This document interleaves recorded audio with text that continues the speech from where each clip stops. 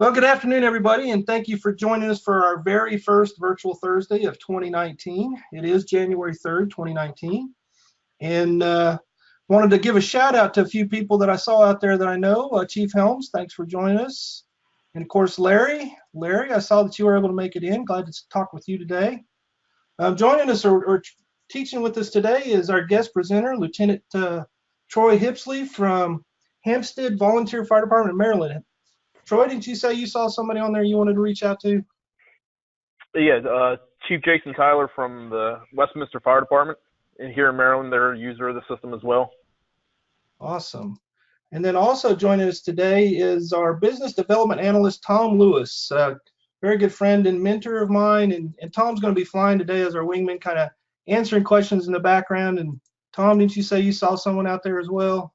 Yeah, thanks for the kind words, Todd, and good to be your wingman here today. I know it'll be a great session for everybody. And yeah, I see Mike Nesledge, my friend Mike. Good to have you here with us, Mike. And if I remember right, you were at the Cleveland RTA, if I remember correctly, but I know we connected at an RTA and are on Facebook together. So thanks for being here, and look forward to a great presentation from Todd and Troy. All right, well, thank you, Tom. And again, of course, like we said, what we are presenting today is our LOSAP, or Length of Service Award Program. And of course, as most of you probably know, if you've used LOSAP or you have LOSAP, then again, it is different from state to state, jurisdiction to jurisdiction. And so that's why we've asked Troy, who is a current user and uses LOSAP regularly, to be our guest presenter today. So again, Troy, thank you very much for being here and assisting us with it. Thank you, guys. Talking about some of our other training opportunities, of course, our virtual Thursdays. And this year we've transitioned. We used to do our virtual Thursdays the first and third Thursday of every month. This year we're going to try them and do the first Thursday of every month right around 11 o'clock Pacific time. This, again, is free advanced training. Hopefully you'll be able to join us for each one of those. We also offer training in online sessions. We offer them in 3-hour blocks. And of course, those 3-hour blocks can be customized to meet the needs of your department.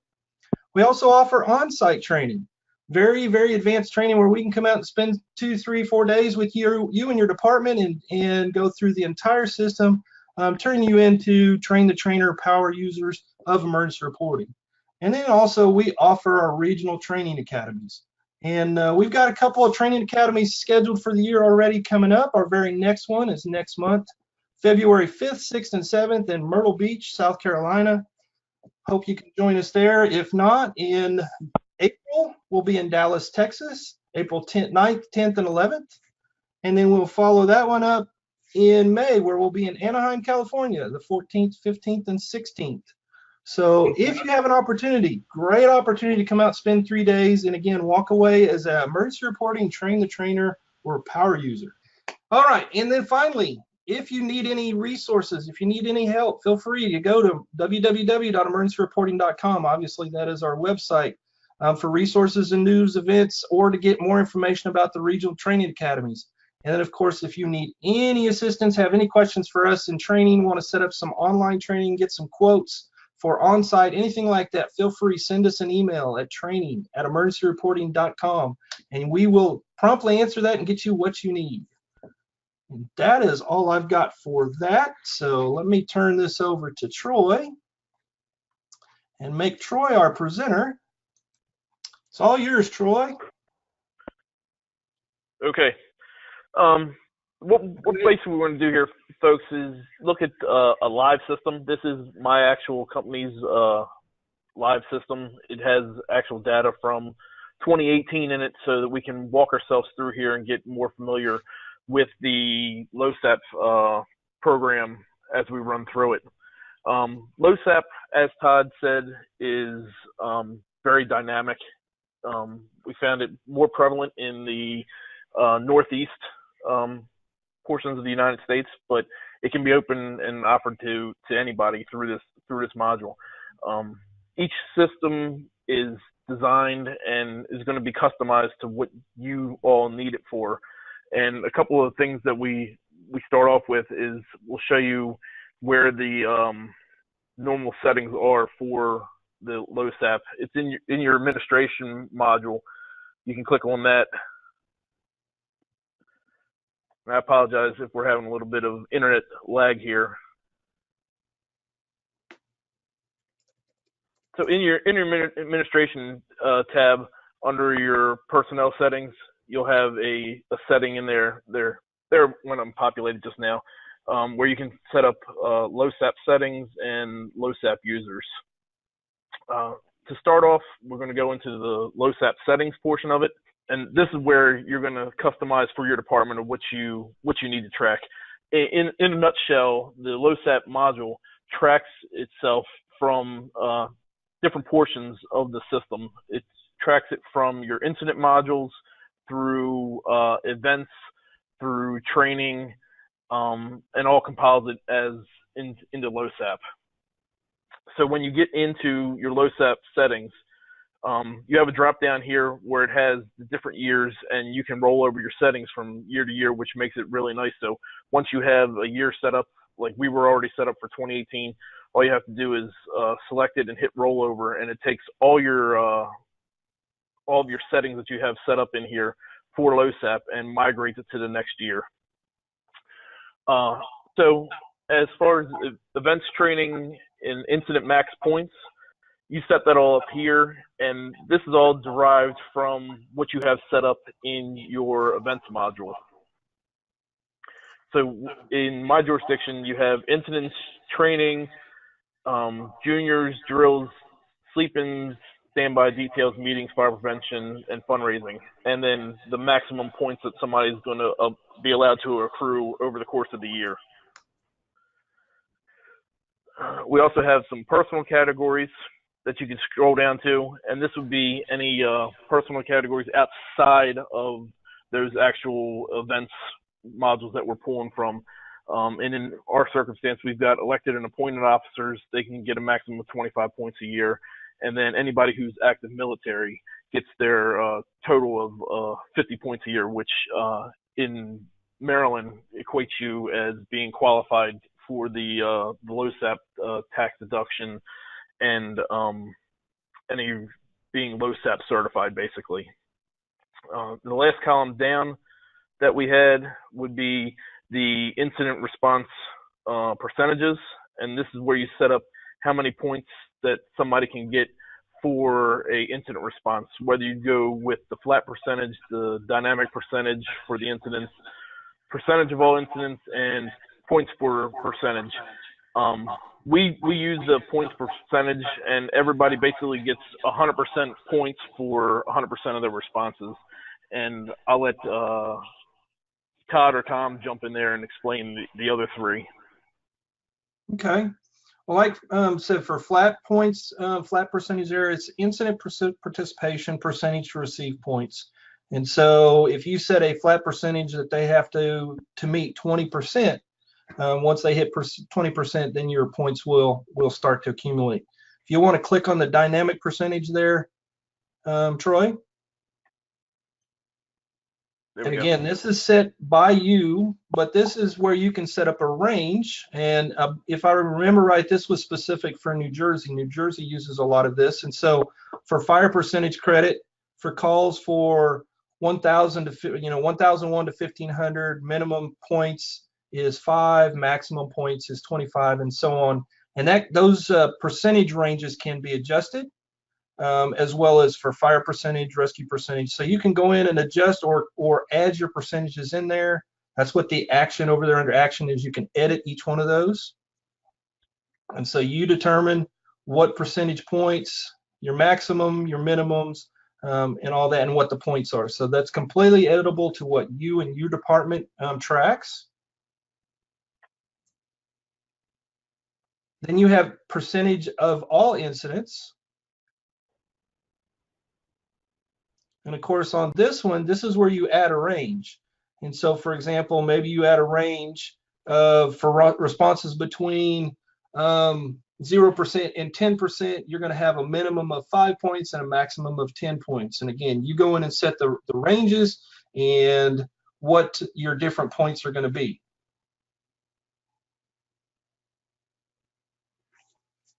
And then, of course, just like Troy said, points for percentage is pretty self-explanatory. It's straight across the board. For every point you get, that's a percentage point. 50 points equals 50%. So, or vice versa, 50% would equal 50 points. So pretty self-explanatory. And that should meet just about every scenario that we've come across. Again, I wish there was a hard and fast rule, but in just my learning, and I'm in Oklahoma, we don't use LOSAP here in Oklahoma, so training this is always a fun event, because every time I think I've got it figured out and nailed down, I meet a new customer, and of course they do it totally different than the last time. So it's different between jurisdiction, from state to state, department to department.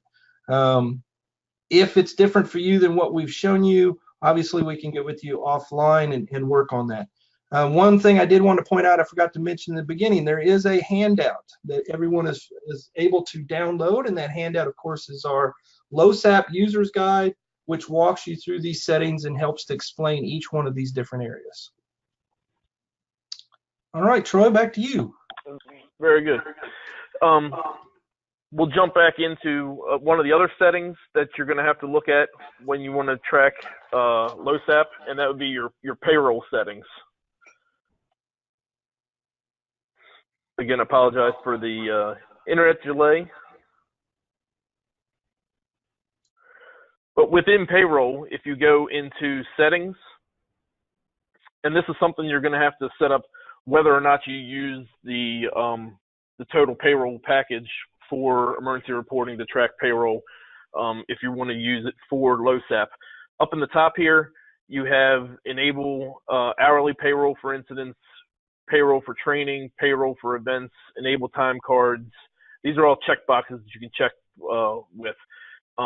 As far as LOSAP, if you're tracking points, you need to make sure that you're enabled points for incidents, points for training, points for events, and points for time cards. Once you have that, that will allow the system to collect the data from the different modules to put into the LOSAP system, into the LOSAP module. Down here, as you can tell, you can add pay grades. Of course, we're a volunteer department, so we don't have paid personnel that we put in here. So I just created a category for LOSAP and left it at a $0 figure, and that's just going to be needed in order to trigger the data to move between the modules. So once you have that all set up, you're basically set up in there. Then it all goes down to whatever you're trying to track. If you're tracking an incident or a event or a training, that's all going to pull the data into the LOSAP module. As far as the LOSAP settings go, how I talked to about before, the event settings, they're in here, and they're either event categories and types. So if you select your event categories, these would be different fields that you need to track as far as your LOSAP reporting. Here in the state of Maryland, the things that are tracked are drills, fire prevention, fundraising, meetings, sleep-ins, standby, and details. So we set those up as an event category. And then you can drill that down even further for reporting purposes and have event types. So if you think of the event categories as the big umbrella, and you can drill down deeper if you need to track individual meetings. Like in here, we've got it set up as these are all LOSAP categories, so these are all tracked. And you have sleep-ins, different type of meetings that we have, whether it's a county meeting, a state meeting, a committee meeting, your time in station, anything that you want or need to check. It's fully customizable. You can select add new type, and that new category will be in there for you to start reporting from. As far as events themselves, when you go back to the main page,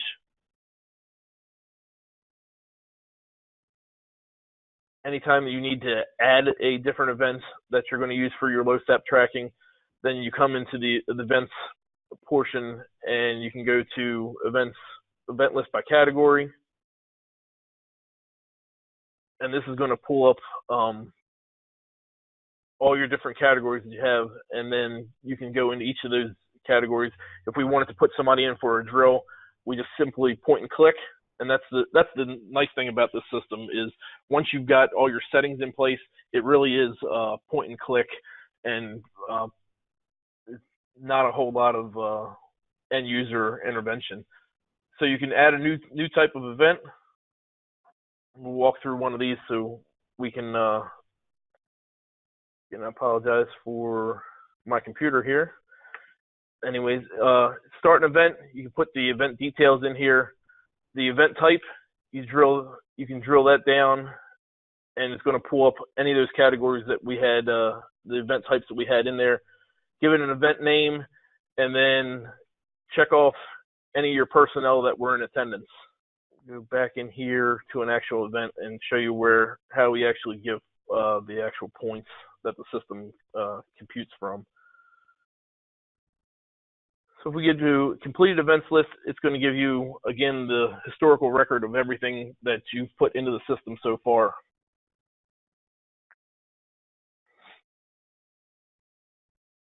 So these are locked because they've already been processed.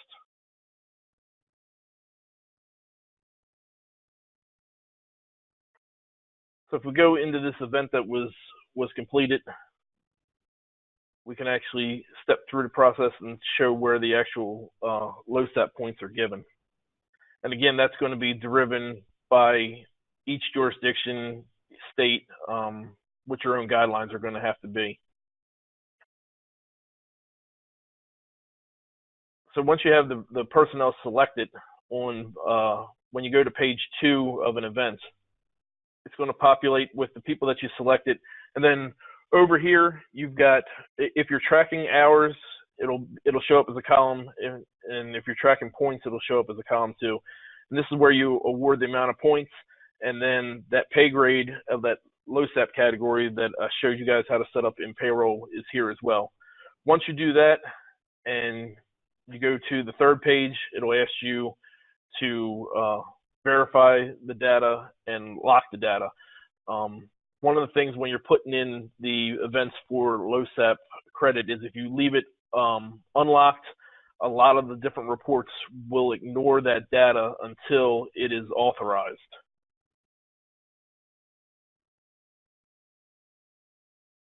So once that happens, that event's in the system and it's in there for you to pull from when you do your actual reporting.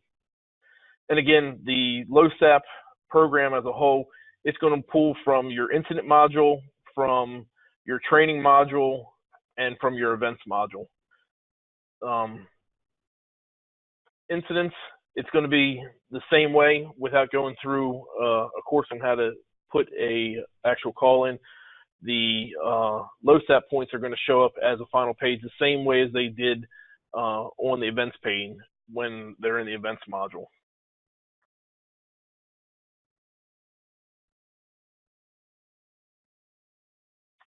Then once you get all your calls in, you can get into the reporting aspect of LOSAP. I know that ERS is working on expanding their reporting procedures and how you can make customized reports and things of that nature. I think that's going to come out in a future release. I don't know if it's this year, if Todd or Tom can allude to that.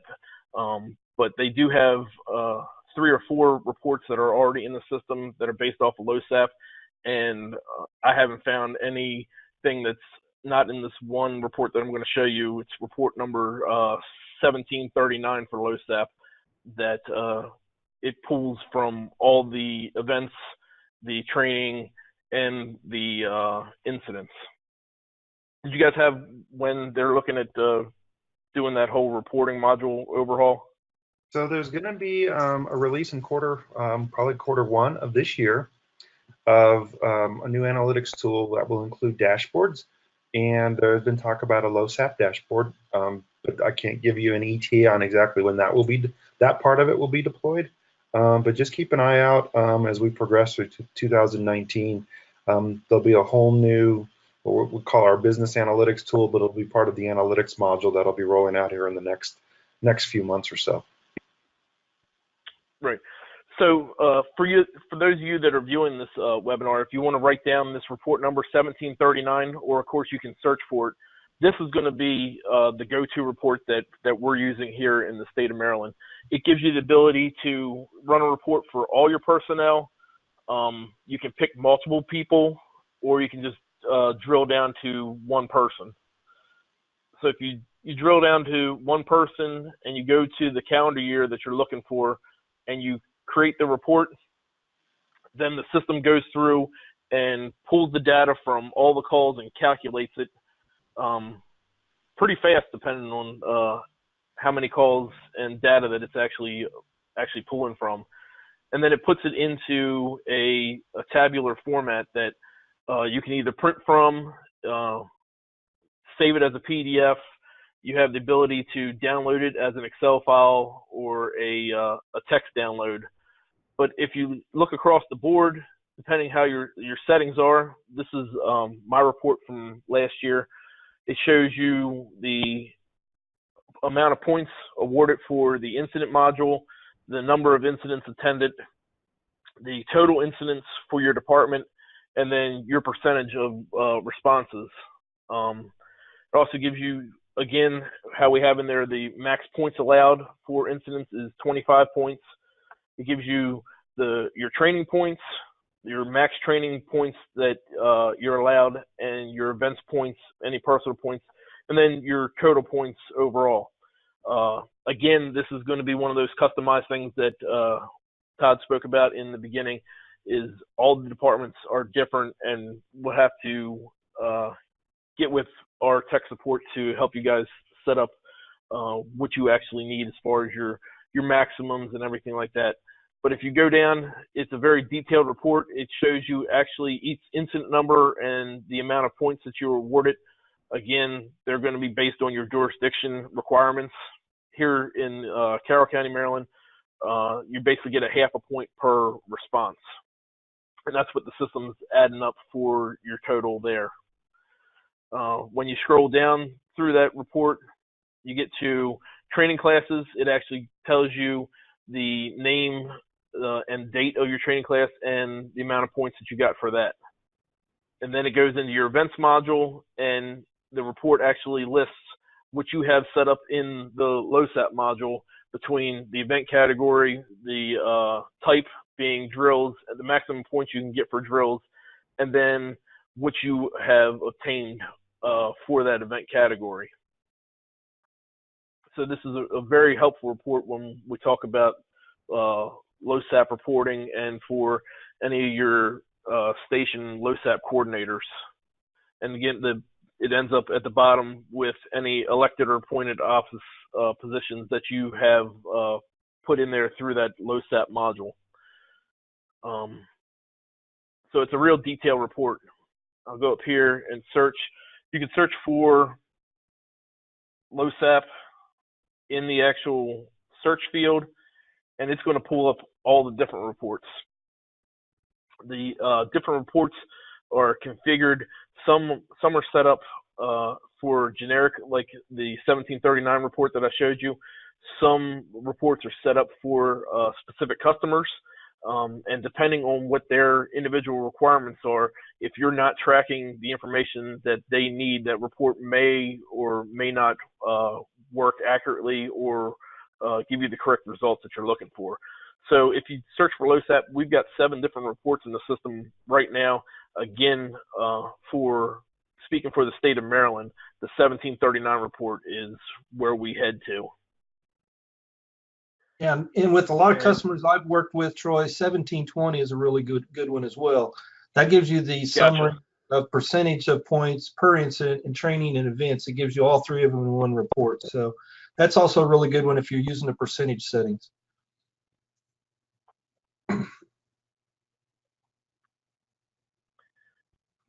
The one last thing that I have to show you guys is actually back in the admin module where we have the LOSAP settings where we started off with, would be the actual LOSAP users portion of things. So again, my system's a little laggy here. It's a little more intuitive here. The report that just alluded to, the 1720 report, you can drill that down to specific date, month, quarter, year, and then you can get into if you need to pick multiple categories, all event categories, things of that nature. So this gives you a lot of flexibility. So this would be a good report too.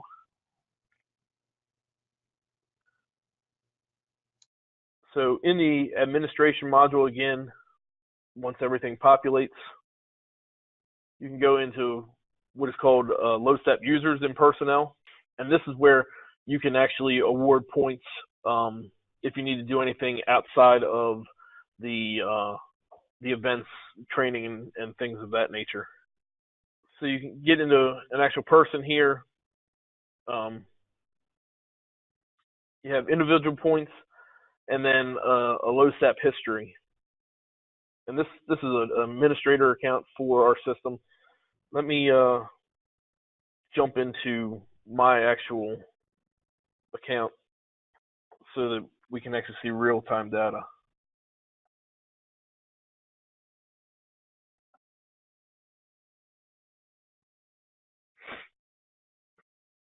So any individual points you can see is shown here. In 2018, I was an elected officer. It goes through the date, the points that I actually earned, and you can do that for any of those categories outside of the events module, training module, or incident response module.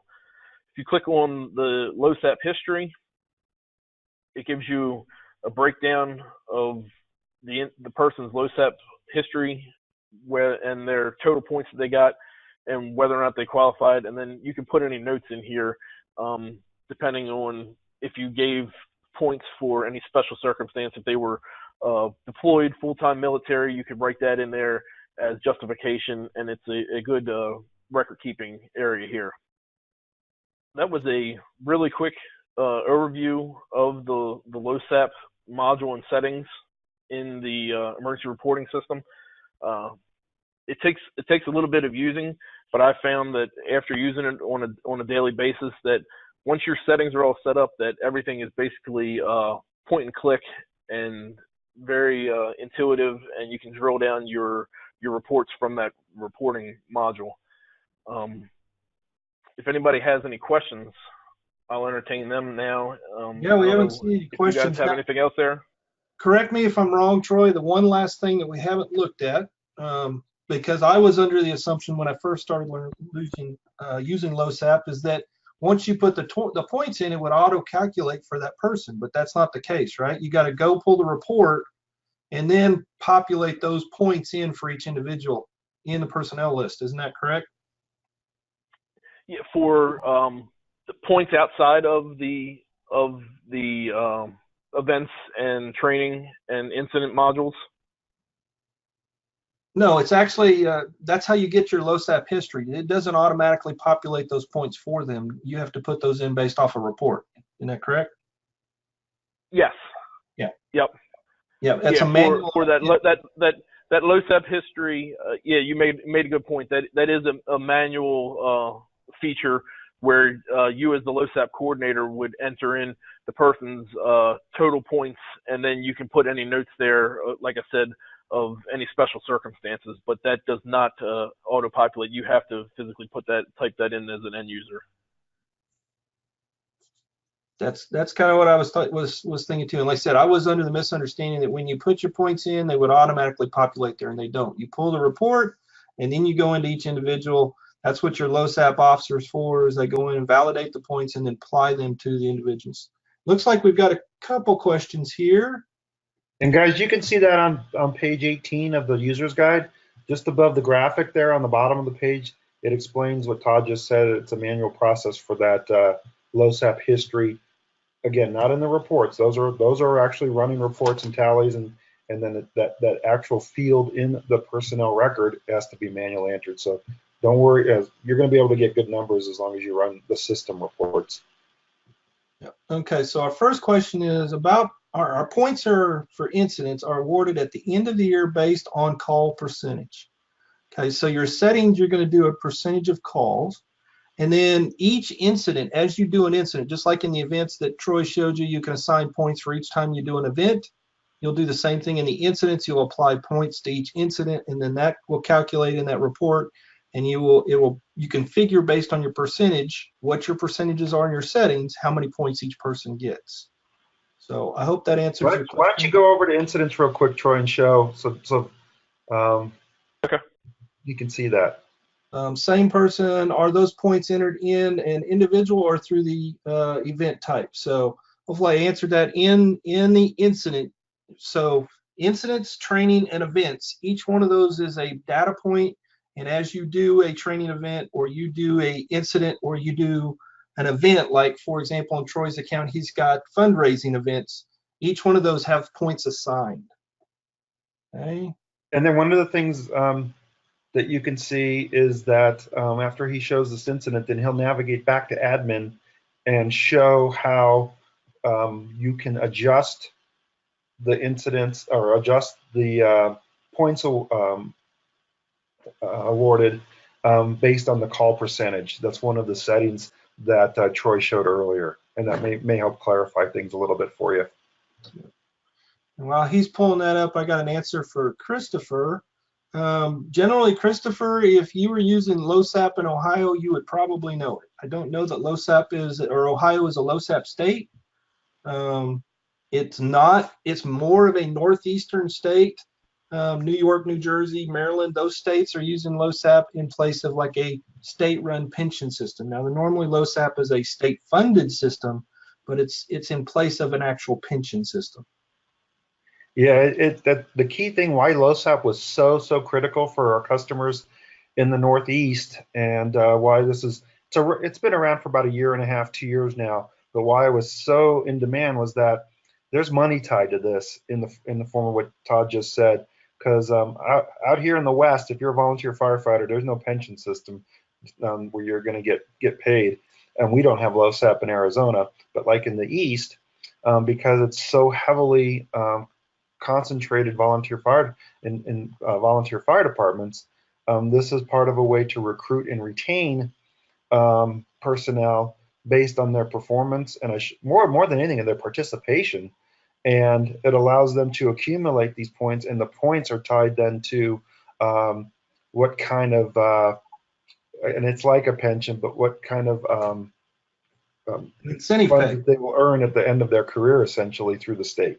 Yep. And Troy can probably explain it better, but I think I got the gist. Yeah, you got the gist. Here in the state of Maryland, if you earn 50 points for 25 years, you are then qualified for a monetary check, like a pension, when you hit age, I believe it's 60 or 65. I forget which one it is in the state of Maryland. But basically, the reason that the LOSAP module is so needed, it needs to be so intuitive, is anytime you tie state or federal money, of course, to anything that you see through like an AFG grant or anything like that, you've got to have the documentation to back it up. And that's why you use a system like emergency reporting to hold your records, so that if you have a audit or anything doesn't look on the up and up, you can go back and show exactly where these points were derived from.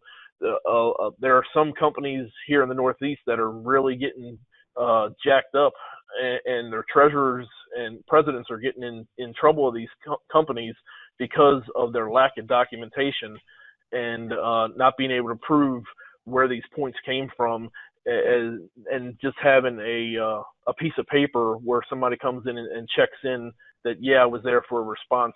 This actually takes it one step further and secures the reporting process, so that you can have a historical track record of where these points were given and why you said these persons were eligible for tax cuts or monetary pensions, as we've alluded to. Yeah, I mean, what you do in your 20s and 30s in some of these volunteer states, you won't reap the reward until 30 years later when you hit your 60s. But the ability to document it effectively and report it effectively to the state is huge to get that check when you're in your retirement years. So that part, I think that's probably the underlying most important part of LOSAP is that. And I see that Christopher and I know most of Ohio is volunteer, and I would bet nearly 100% with certainty that Ohio is not a LOSAP state. We would have heard about it by now. So you're probably not, Christopher. Same with for Larry, you're in Illinois. When you called me and said that you were interested and you were in Illinois, I was really surprised because I'm not aware of Illinois being a LOSAP state. Now, that being said, LOSAP is something we can turn on in any account. It is free of charge. There's not an upcharge or anything for having the LOSAP settings turned on. I do know of some volunteer departments that have turned it on just because it gives them the capability of tracking percentages of participation. They're not tying it back to any kind of monetary benefit, but it makes it very easy for them to track that people are making their minimum 20 or 30% participation on incidents or training and such. So it's a great way to track things, even if you don't have a LOSAP program in your state. And of course, if you, for example, I believe it's Trask is asking why the settings aren't in your account. More than likely, it's because your state isn't a LOSAP state and you haven't asked to have those settings turned on. Generally, when our accounts are set up, if it's a LOSAP state or we've already talked to the customer and know for sure they want LOSAP, those are turned on. Again, can easily be turned on for anybody. It's just a matter of sending an email to support. In fact, I think we even have a link. I will share that link in the chat. There's a link where you can fill out a survey to get the LOSAP settings turned on. Yeah, and to echo what Todd's saying too, guys, if you are using points right now for events, incidents, and training, this, just one or two of those reports and a little configuration in admin may provide you additional value for your volunteer agencies, both for recruiting and for retention, even if there's not like a long-term dollar amount associated down the road in retirement years. Certainly, you can use what you pull out of the system data-wise for rewards, annual things that you could give out to the members, things like that, I think would be worth considering, even if you're not an official LOSAP state. Okay. So I've got that link in there, and I accidentally pasted it twice. But there's a link where you can go out there, and like I said, current customers have to submit the form. We can easily enable LOSAP for your account. I'm just kind of following up on here, see if we have any other. So Nathan was asking, how do you assign points for elected positions? And that is something that you establish the setting for elected positions, just like Troy had showed at the beginning. And then in your LOSAP users, that's where you determine which users have that elected position, or maybe they're an officer, whatever those actual positions are where you assign or give those extra points. And that's basically extra points for extra duty. That's a manual entry in a setting there in the LOSAP settings and the LOSAP users. So good information about Nebraska. So thank you, Nathan. So Nebraska allows for the participation in a LOSAP program, but it's kind of an unfunded. I don't even know if it would be a mandate but it's certainly unfunded at the state level. But that doesn't mean local jurisdictions can't do something to incentivize that process. And I think that's a lot of what LOSAP comes down to, is an incentive. Especially, there's just a study that came out of Pennsylvania on the challenges of recruiting and retaining volunteer firefighters and how dramatically it's decreased over the past probably 10 to 20 years in that state. And they're a heavily volunteer fire department, with the exception of the core urban areas, and they rely on that to provide fire protection for their communities. And they call it a crisis. And so, getting people to respond, and I've always been in awe with volunteers. I was a career firefighter, at how keeping a family, full-time job, and being a firefighter and still staying up on all the things that are required in the fire service, especially coupled with any kind of EMS certification. So hats off to any of you that are in the session today that are volunteers. Absolutely amazing what you have to manage. And granted, I look back at my career, I probably would have done it as a volunteer too. I was having so much fun, but it still is to be good at it and to do well. You've got to commit a lot of time and a lot of sacrifice. So. And there's the setting there. Nathan says, not a mandate, of course, for Nebraska.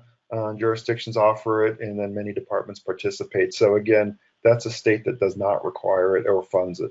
Yep. And there's kind of the answer for you there, Nathan. Go ahead, Troy. So I wanted to jump back and answer Nathan's question. In the personnel categories here, this is where you set up for elected or appointed officers. For us in Carroll County, Maryland, we get a max of 25 points with your elected or appointed officer. So you set that as a category there, and then when you go back to the individual person, it's a manual entry, as we alluded to before. So you would go back to the individual in the LOSAP user, go into a LOSAP user after you've set that category up. And then if you click on the edit next to a person,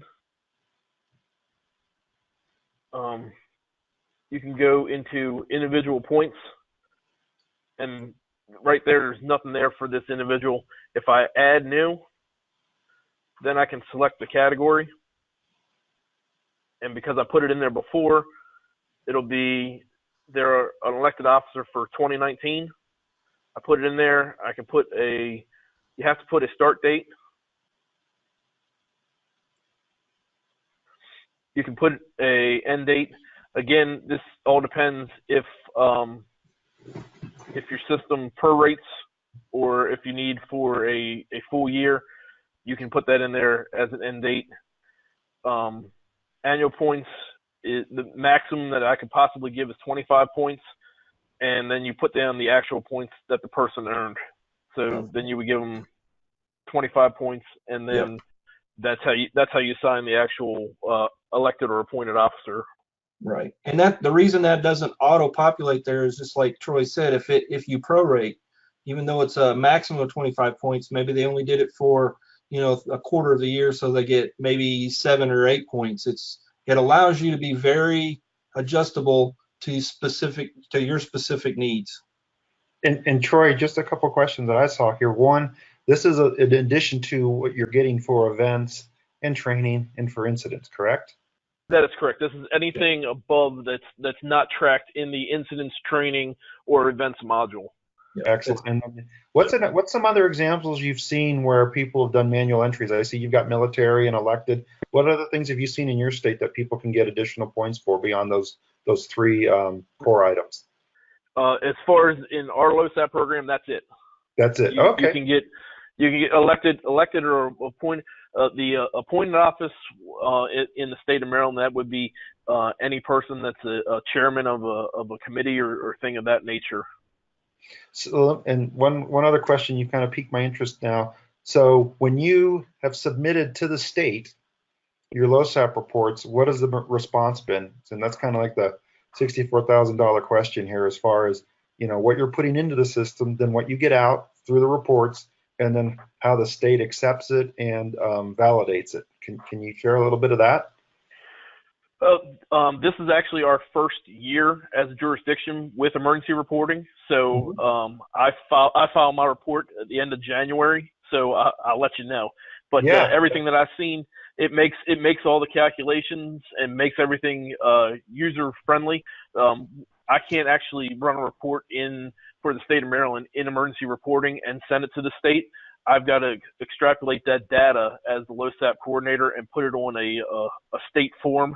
And basically all it does is those event categories that we set up there, the drills, sleep-ins, fundraising, fire prevention, I got to pull the actual number off of that sheet and put it on a state form. But because it does the calculations for me, it's huge. I don't have to sit there and at the end of the year and say, firefighter Smith attended 21 trainings, and then we get 3 points per hour and do the whole calculation before emergency reporting.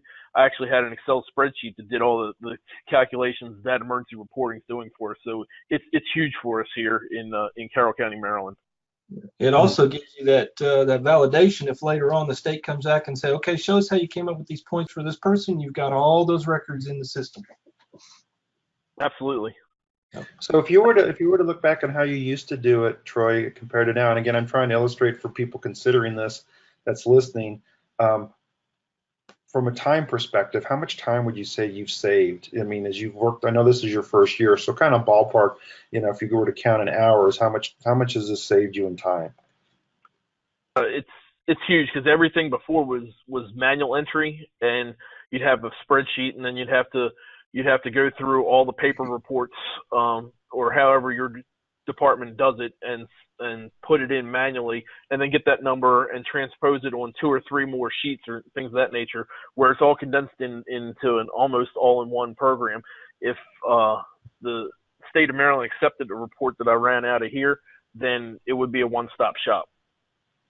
So maybe we need to talk. We need to go talk offline about seeing what that report looks like. Absolutely, because basically all it would be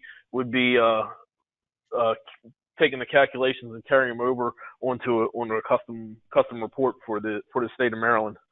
That does not, in the state of Maryland, that does not change from county to county. That's like I said here, it's a state funded, county maintained program. Got it. Correct me if I'm wrong, Tom. I think when you do the report search and you pull up LOSAP, those 4 other reports that are specific to departments, I think that's what we've done for those departments. They've reached out and contract us to create reports that are accepted by the state of New Jersey directly. They can pull it. like you just said earlier in the presentation, Todd, you're right on. Every state and even maybe at some counties levels, they all do it slightly differently, and so that's why you're going to see some of these what we call custom reports showing up. One for Lower Merion, Pennsylvania, and others. They specifically requested a certain output so that they can submit it easily to the state. We've got Clark, even in the same state, Beechwood and Clark in New Jersey both wanted certain reports in a slightly different format. So it's all doable. Now, just as a heads up, we put a hiatus on custom reports temporarily as we continue to roll out and have our team dedicated on our business intelligence tool. But it's my understanding that they will be returning as we continue to refine what we call our SSRS reports, which is what you're seeing on the screen now, and then the analytics tool that's coming. So hold tight on that. We're not accepting new custom report orders right now, but it's my understanding that will resume later in the year, so that you could indeed, if you want to, get a custom report. But I would also explore, just because it says for Lower Merion, it might work for you. Same with Beechwood. You might say, well, this is pretty darn good, and I may need to take it out into Excel and remove a column or do another column of calculations, but the report comes close. Right. So I'd still run all these just to see what it's gonna generate for you, and if it comes close to your exact needs or not, because that's the foundation we would need to build anything new. Yep. Well, I think we've answered all the questions I see on here except for maybe one, and I'm going to butcher this name. I apologize in advance, but last name of Corso. I'm terrible with names. It looks like it's Vomcent Corsaro. Did I say it right? Close? Yeah, it looks like it. But he's asking, more than one company is tracked in the system. How do I separate total calls percentages by company? We are one FDID, but 2 separate companies for tracking. And the way I know how to do that, if you're all in one, you're tracking these points by individual. And then when you go to pull these reports, you can be specific. And just like Troy was showing, you have the capability of running it for every single person, an individual, or you can even do multi-pick, and you can pick a group of personnel. And that would be one company, and then another report, same report with another group of personnel, that'd be your other company. So that's the way I would know to do that. If you're all in one account, you're tracking points by individual, and then you can run the reports, and you have those variable settings where you can change it to see what do I want to see for what. Yeah, and it's okay it sounds like because LOSAP is an individual based tracking, and again, we may be talking a little bit here off topic, Vinny, if I'm hearing your question correctly. But there are reports in the system that can separate calls by company. LOSAP won't necessarily do that because it's based on the individual. So if the individual is on the incident, regardless of what company they were on, it will show up in LOSAP. So that may be giving me more to the question than I'm understanding. But is that how you kind of see it, Todd? Yep, that's kind of the way I would see it. So, and then also I saw Nathan had asked he would like to speak with someone offline regarding how to set up events, categories, and training module. Nathan, be glad to meet with you. If you look in the chat, I threw my email address out there, and of course this goes for anybody out there. If you would you like to set up a little bit of time with myself to go over this specifically, and let me fair warn you, I understand the system, I understand the premise, but I'm not going to tell you by any means I'm an expert, because Oklahoma is not a LOSAP state. But be glad to reach out. Just send me your contact information, and we can work out a time. I am a full-time trainer with emergency reporting, so this is my job, is to help our customers get the most out of the system. So send me your contact information. Be glad to reach out to you. Yeah, and this may be also something to take advantage of the standards tab in the. So it's possible, I'm not saying with certainty, but it's possible that you can use standards within the training module. And secondly, you may want to create different points for each type of class. So you would have that pay grade, if you're going to use the pay grades, to identify the different points being awarded for different types of classes. So I'm sure Todd will be able to figure out a good solution, or you can kind of experiment. But it sounds like a combination of settings within both the training module and in LOSAP may help solve this one for you. Yep, probably. Well, gang, we got about 5 minutes left. We usually try to keep these trainings down, these virtual Thursdays, down to about an hour. So we got about 5 minutes left. If there's any other questions, now would be the time to get them in. We'll definitely try to answer those. Also saw that Troy put his email address out there. Thank you, Troy. Again, he's kind of the subject matter expert here. That's why we asked him to be our guest presenter today, because he uses this on a day in, day out basis and really understands it for his areas. So again, thank you all for joining us. And if you have any last minute questions, please get them in now so we can get those answered. Nathan, I've got your information. Hey guys, thanks for taking time out of your busy day right after the holidays to join us, and we wish you just a safe 2019, and thanks for all the great questions and participation. We sure appreciate it. Yep, it has been fun. Any other questions? Troy, you got any last minute food for thought or LOSAP guru points of knowledge? I don't. Once you guys that are going to use it or are using it have it set up, I think you'll find that it's a very easy system to navigate and to get the data in and out as you need it.